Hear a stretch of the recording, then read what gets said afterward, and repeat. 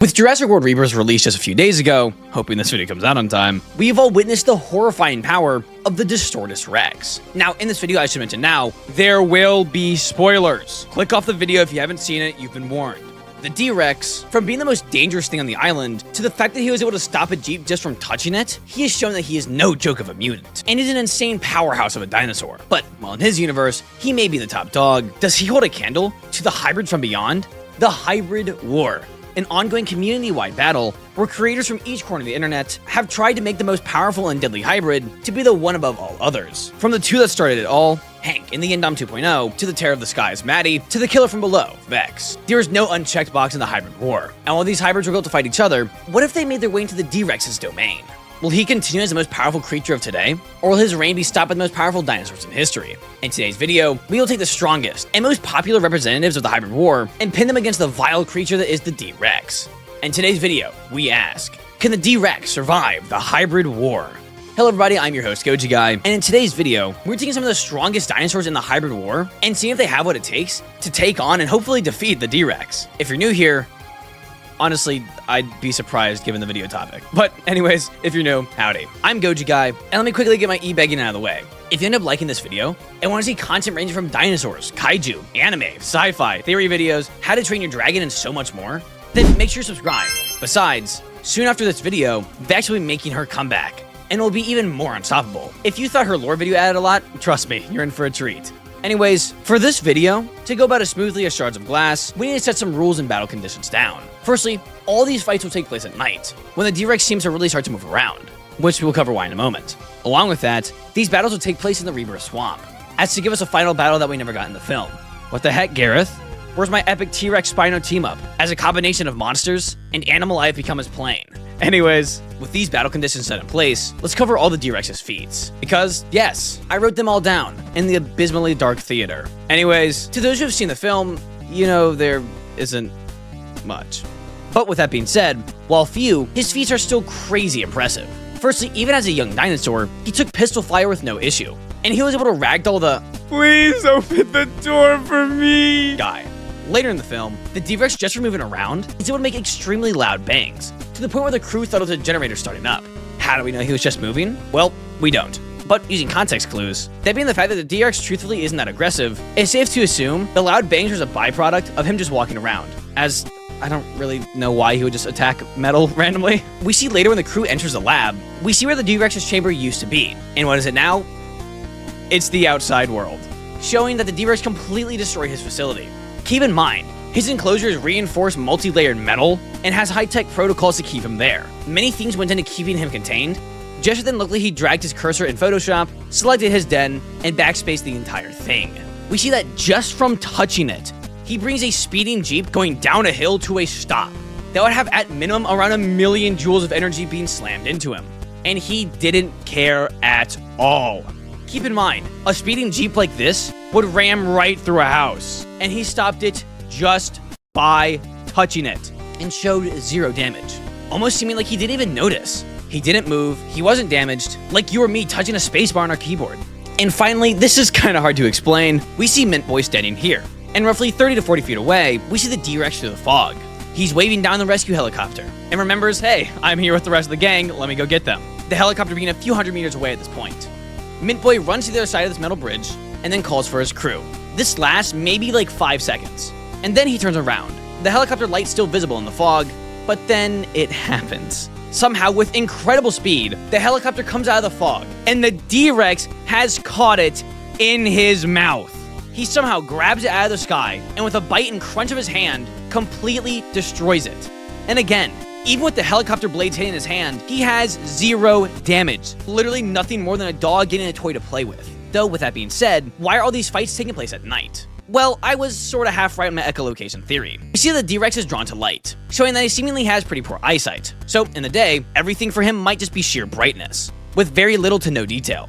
So for him to even be able to see the other dinosaurs, this needs to take place at night. So, with all that out of the way, who will he be fighting? Well, the D-Rex bracket is Mortaladon, Lizzy, Vex, Ferropelta, Indom 2.0, Gilgamesh, Hank 2.0, Maddie, and if the D-Rex can make it past all of these dinosaurs, there will be one last hope to stand in his way, the one meant to fight the Pale Horse, but we'll see if he can make it that far. Will the D-Rex prove mutation is the way to go, or will the hybrids push this beast to his breaking point?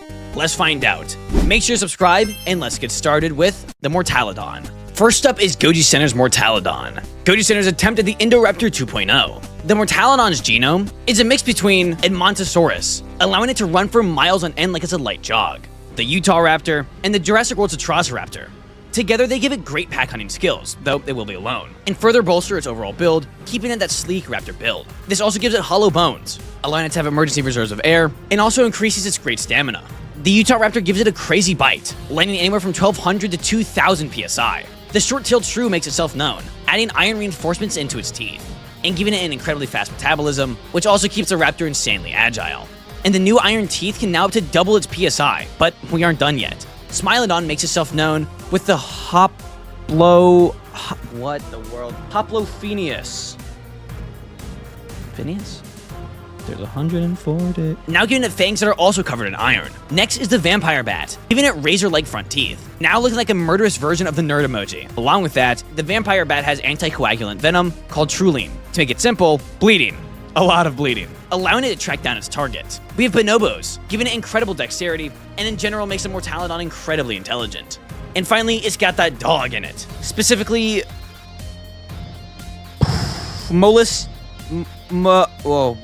Molessian Hound, making it incredibly trainable, along with many other animals, ranging from Arapaima, anal lizards, and many more. The Mortaladon is one hell of a beast. Overall, the Mortaladon stands at roughly 8 feet tall and weighs around 1,200 pounds.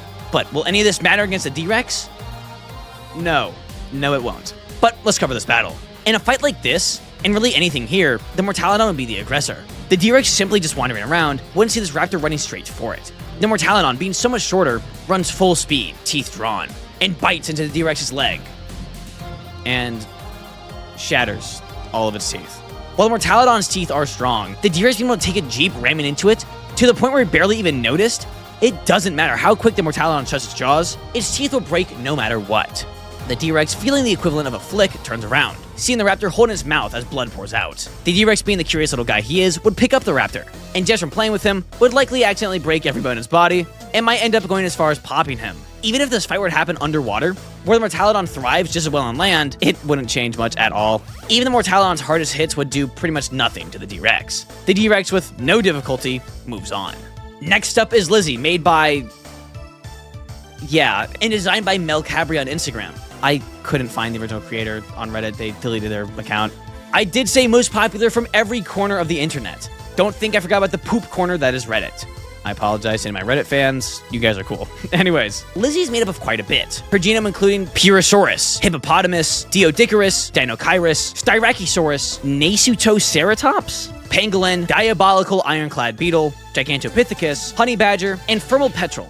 As you see here, this monstrosity of a hybrid stands at 20 feet in height, 55 feet long, and weighs 8 tons. Using a combination of Styracosaurus and Nasutoceratops, along with the jaw strength from the Purosaurus and the tusks of the hippo, altogether, they give Lizzy an insane bite of 70,000 newtons. She's able to take many types of venom thanks to the honey badger DNA. Her tail is reinforced with a Dinodicarus shell, and strikes with incredible power increased by the Purosaurus. Her armor is flexible and durable, thanks to the pangolin, and resistant thanks to the ironclad beetle, keeping her armor light so she can stay agile, but also making it hard to break nonetheless. And thanks to the hippo, she further has 2-inch thick skin. And thanks to the Ferropelta, she has powerful stomach acids that can melt steel. Alright, which would help greatly in battle. And finally, her dexterity. Thanks to the Gigantopithecus arms and the Diodicarus claws, this makes her an incredibly dangerous foe in hand-to-hand combat. And before we continue, to those who suck all the fun out of hybrids, because you lack creativity yourself to make anything more interesting than a popsicle stick, I should mention, we are taking what we're giving and just running with it, no matter if it works in reality or not. So that's why we aren't covering any possible downsides. So to all the sore losers that are sad that they have the art skill and creativity equivalent of Vaseline, get rid of your long paragraph in the comments, because I promise I will delete them for your own sake, or else you will just be laughed at. So with her biology in mind, how does she hold up? Well, again, Lizzy would likely be the aggressor. Though in this fight, it would be more equal, as the D-Rex would see the frill and think she's some sort of weird herbivore and may go in for an easy meal. Lizzy, thanks to her taller height, could hit more vital areas like his underbelly, and her tail and crazy bite would inflict insane damage, but that's about it. Well, what about her stomach acid, you might ask? Well, while yeah, at face value, it seems like that might be a make or break card right there, we need to keep in mind, 1, she likely isn't resistant to it herself on the outside, so she could end up damaging herself. 2, the water. They are in a swamp. The water would dilute the potency of the acid greatly, and weaken its strength as it flows off the TRex. Oh, and not to mention, there wouldn't be much. At least not as much as you think. Given the average animal's amount of acid in their stomach, Lizzy would have around 60 liters at most. And if she gets rid of all of it, that'd put herself in danger from a biology standpoint. So overall, she could melt some flesh and cause horrific burns. But the TRex would stay relatively unharmed, and still, while durable on the outside, when you take a hit, the force needs to go somewhere. And assuming she can survive one hit, which in itself is unlikely, her internal organs below would have to bear the heft of the blow. So again, this time with low difficulty, the TRex moves on. Next up is the Velox Chrysalis Adaptidus, or Vex, my water hybrid. Anyways, most of you know her, and if you don't, there are 2 entire videos dedicated to her on the channel. So if you want all her info, make sure to go give those a watch. Anyways, how would my very own hybrid hold up? Not good. Vex is meant to fight ocean animals, and at most, can ambush things on the surface for a brief moment before going back into the water. She would swim up to the TRex, and realistically, leave. But let's remove her reasoning ability and make her realize, this is a horrible idea, shall we? Now, if this was at dawn, she could try and reflect some light to try and draw the TRex away, but firstly, that'd be almost impossible, as reflecting already refracted light back out of the water so it gets further refracted, and trying to aim it is nearly impossible. So, knowing that's a no-go, what does she have? She could try and bite it, but like the Mortaladon, she would likely break her teeth. The orca's overall structure of the jaw could help slightly, but still, she's breaking those teeth. Especially with her natural biting speed, the speed at which she would slam her jaw shut, yeah, she's shattering her teeth. From there, her only option is to ram, which, well, her face would likely explode on impact. She can hit hard and damage fish with bodies that had a lot of blubber, but against a giant thick-boned land animal that outweighs her by many times and won't even move an inch from the impact, yeah, she will break her face open. From her own self-inflicted wounds, the TRex legit has to do nothing in this fight, just stand. So with no difficulty, the TRex moves on. Next up is my personal favorite in the hybrid war. Coming in at 7 feet tall, 45 feet long, and weighing in at 15 tons, we have Ferropelta. Created by Omega Pictures, we have a hybrid with a long list of contributors. Its genome includes the likes of Anodontosaurus, Gastonia, Zool, Triconodon, ground pangolin, long-tailed pangolin, Mylodon, Triceratops, scaly-foot gastropod, short-beaked echidna, the American alligator, African bush elephant, scarlet macaw, split-fin gaslight fish, and Bisectopelta. Please subscribe. You know how many random animal photos I will need to download for this video? This hybrid is likely the most durable in the entire hybrid war. If this thing had a point system like a video game, it's all in durability. Along with its tank body, it's surprisingly smart, thanks to the contributors of the African bush elephant and the scarlet macaw. Along with that, it's not just durable, but insanely powerful. Thanks to his tail, from the Anodontosaurus, and the claws of the Mylodon, it also makes his hybrid an insanely hard hitter. So, how does it hold up? Well, firstly, this fight would take place in the more landish areas of the swamp, as the Ferropelta, due to its small legs and weight, would be a horrible swimmer. But luckily, it might be able to draw the TRex to itself. While Vex needs a light source to reflect it, the Ferropelta might be able to make its own. Firstly, it's already a very bright animal. But along with that, while I'm not 100% sure it can, as I don't know how to contact the maker, I would assume, given the split-fin flashlight... I can't say that! Given the split-fin flashlight fish DNA, meaning it might be able to have its own light show. Dim, but still a light show nonetheless, which realistically would probably be a defensive display. But in doing so, it would grab the TRex's attention for sure. The Ferropelta is the first to be able to take a punch, and maybe even a slam, though it would buckle his legs and cause him to fall. But another good thing is his weight. This is the first dinosaur that the TRex likely can't just pick up. Now in a fight between these two, the Ferropelta would likely take many hits, but the TRex would likely just from flailing his arms around, given the way his hands are built, eventually his clawed hand would go right underneath the Ferropelta's body and slice it wide open, or just via blunt force. While the Ferropelta is insanely durable, again like Lizzy, that force needs to go somewhere, and over time, the TRex could just slam its back in. At most, the Ferropelta would chip some of the TRex's bone, but due to his abysmal size, it likely can't hit anything vital. So with low to mid difficulty, the TRex moves on.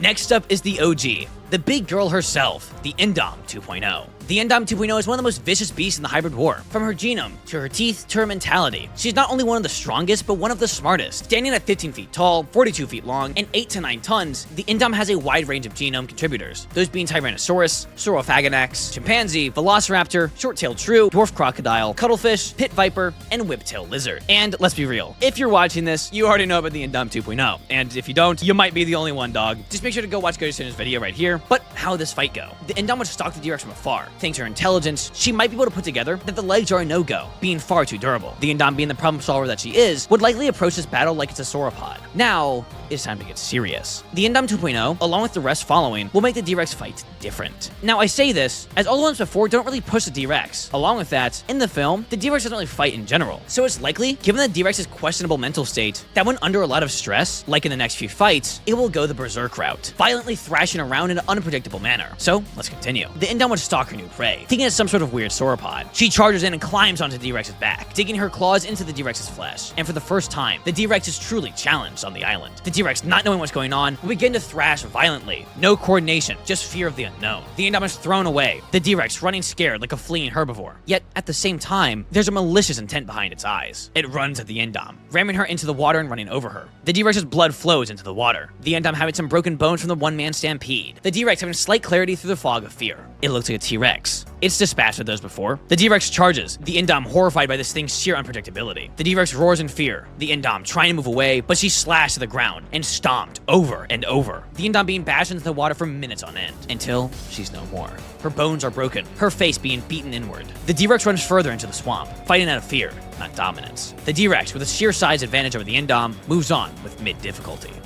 Next up is Gilgamesh, another one of my favorites of the top 16. Created by Hardy Maximus, this beast is the only one on the list that actually outdoes the D-Rex in size, or at least in sheer volume. Coming in at 19.6 feet tall, 52 feet long, and 20 tons. This guy is massive. His genome includes Shantungosaurus, Tyrannosaurus Rex, Ferropelta, Camarasaurus, Simasukis, Komodo dragon, silverback gorilla, Jamaican fruit bat, and pit viper. As seen given in his report, this thing's main attack is crushing its enemy, using his weight, along with his powerful striking legs, to flatten even the pale horse itself. He's able to brawl with foes, and using his legs and claws, cause critical damage in just a few hits. He has the biting strength and IQ of a T-Rex, the body armor of the Ferropelta, the venom and iron teeth of the Komodo dragon, thermal vision of the pit viper, and the immune system of the bat. This, along with much more, is why I personally believe this hybrid not only has the best chance of beating the Indom 2.0, but outright does. But while it can take down that abomination, can it take out this one? Gilgamesh, to my knowledge, at least doesn't seem to be an outright violent creature. So, seeing the D-Rex, he likely wouldn't do much. But once the D-Rex sees him, that's a different story. The D-Rex would curiously walk over, not knowing that he's stepping out of line. He would likely reach for Gilgamesh as if trying to play. Gilgamesh backs away, growling, his tail ready to bash into the D-Rex's face. The D-Rex continues to walk. Gilgamesh is fed up. He swings his tail full force, wanting to end this as quick as possible. The D-Rex, despite how durable it is, would take significant damage from this attack, likely fracturing some bone and causing heavy bleeding. Again, like before, the D-Rex would suddenly be put into a situation that he has never been in before. The D-Rex roars in pain and anger, swinging his arms violently, his tail slamming trees into the murky swamp below. Gilgamesh can take quite a beating in this fight, and his tail would hold up for as long as possible, as he hits the softer parts of his body. But over time, any missed swings that hit his thick legs will start to chip away at his tail. This fight is insanely close. A calculated Gilgamesh with unmatched armor,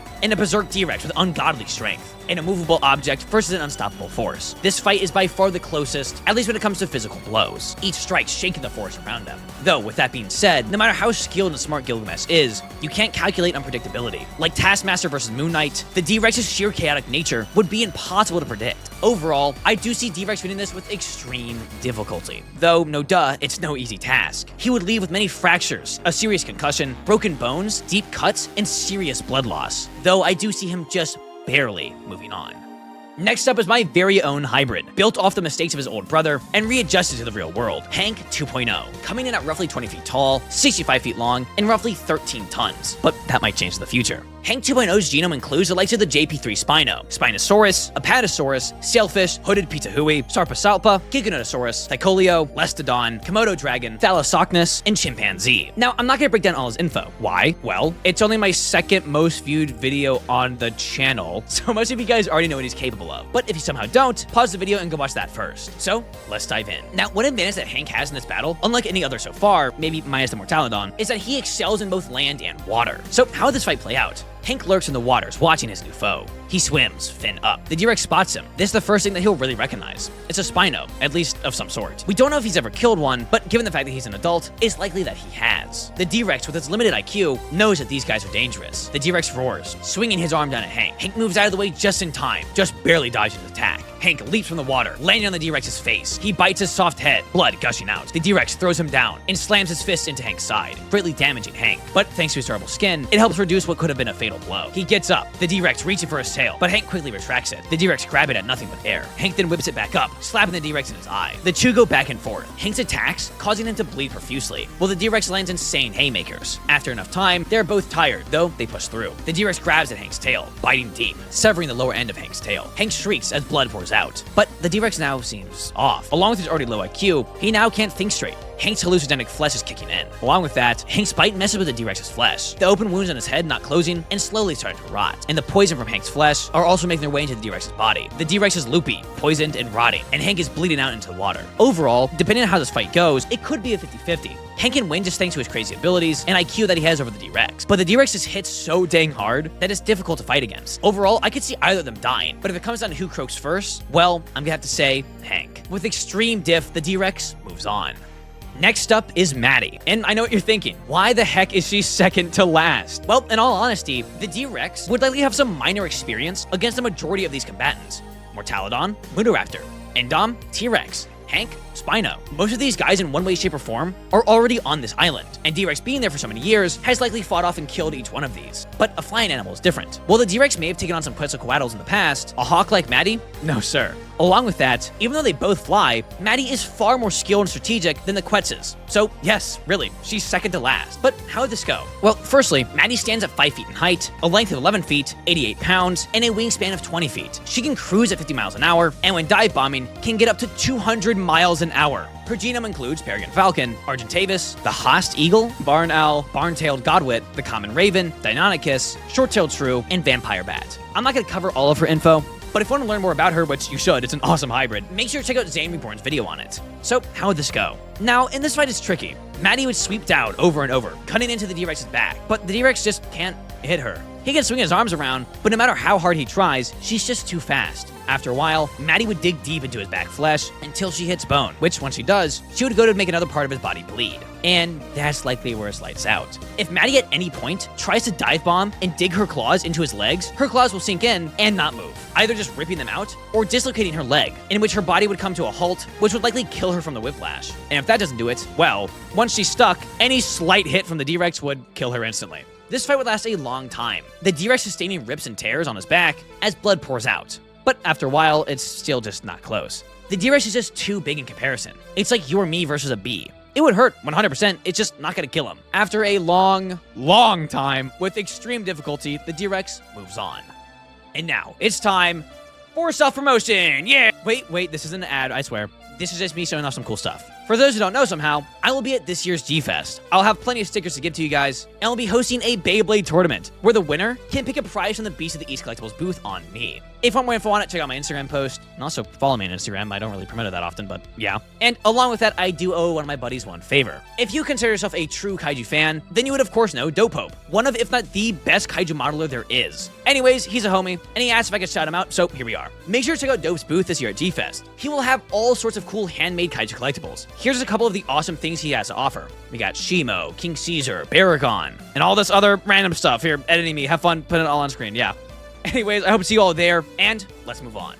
And finally, it's time. The D-Rex has just barely scraped by all the previous hybrids. So, who's the final competitor? Well, most hybrids are bound by realism, restrained by physics, and cooked up with basic logic. All minus one, that is. A hybrid before time had a name, before the rules were set in place. A creature, no, a beast so powerful that Goji Center needed to add realism as a coping mechanism to beat him. A beast that punches with upwards of 200 tons of force at the speed of a NASCAR. A dinosaur that if you as much as touch, your blood will congeal. A monster that can bite through metal with ease. Who was never meant for the real world. And now, it's his time to get his lick back. Rising from the grave, the final combatant for the abomination that is the D-Rex, the one and only Hank. If the Indom 2.0 built the gun that is the hybrid war, well, Hank's the one that shot it. Every hybrid after being inspired by Hank's attempt on the Indom's life. Can the original bruiser of the hybrid war take on the D-Rex? Well, let's find out. Again, I'm not going to cover much because most of you guys have already seen the video, but if not, go give it a watch. The D-Rex walks through the swamp, Hank hanging from a tree with his tail, completely invisible. His thermal vision sees the D-Rex wandering. It's not the Indom, so he has no reason to attack. But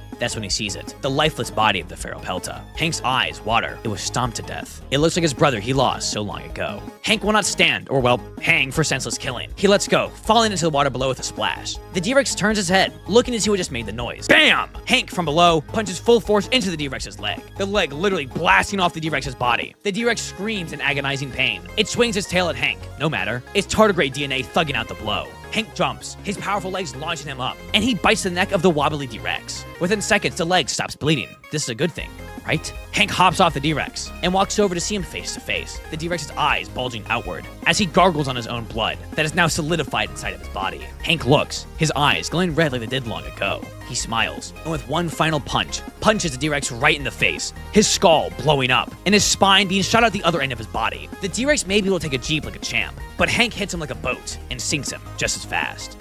And there you have it. All it took was a kaiju-level threat of a dinosaur to take him down. Anyways, what do you all think? Should he have stopped even sooner? Or does he clear past the entire list? Let us know in the comments below. Anyways, thank you all so much for watching, and I really hope you enjoyed it. Anyways, thank you all again, and if you like this video, then make sure to subscribe and check out some other videos. Shout out to all the amazing creators of all these awesome hybrids mentioned. Make sure to check all of them out as well. But, as always, keep collecting. Goji Guy, out. See ya.